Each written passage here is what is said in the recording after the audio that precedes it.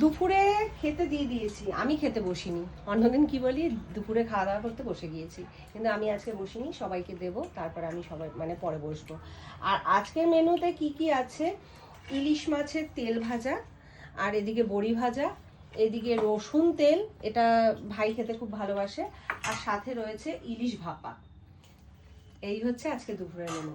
আর ছেলে দেখো ইলিশ মাছ খায় না, কিন্তু আজকে যেহেতু ইলিশ ভাপা হয়েছে তাই বলছে এটা মিস করা যাবে না, এটা তোমার হাতে অসম্ভব ভালো খেতে হয়। তা যাক, তুই তো শুরু করেছিস ইলিশটা কেমন টেস্ট? দারুণ।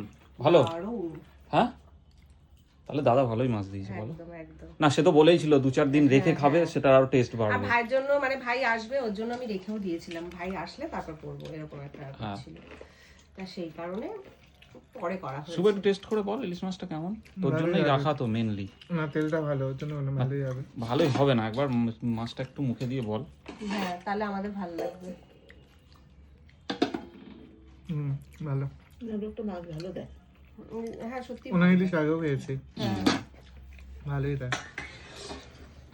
জলের বোতলটা একটু সরিয়ে দেবি না? তা চলো তুমি শুরু করো, আর দেরি করো না, তোমরা শেষ করলে আমি তারপর তো শুরু করতে পারবো না, না। তুমিও নিয়ে নাও, কোথায় নেব? এই পাশটা বসে এই পাশটা বসে যাও না। আর এগুলো না এটা একটু সরিয়ে দাও, হয়ে দিয়ে যাবে, এইখানটা হয়ে বসে যাবে, যাও। অনেক জায়গা। অনেক জায়গা, কি বলছো এখানে? ওই একটা কথায় আছে না, যদি হয় সুজন তেঁতুল পাতায় নজন। আচ্ছা বাবা ঠিক আছে বুঝেছি। কেন তুমি আবার? কি রসুন তেল খাবে? না না,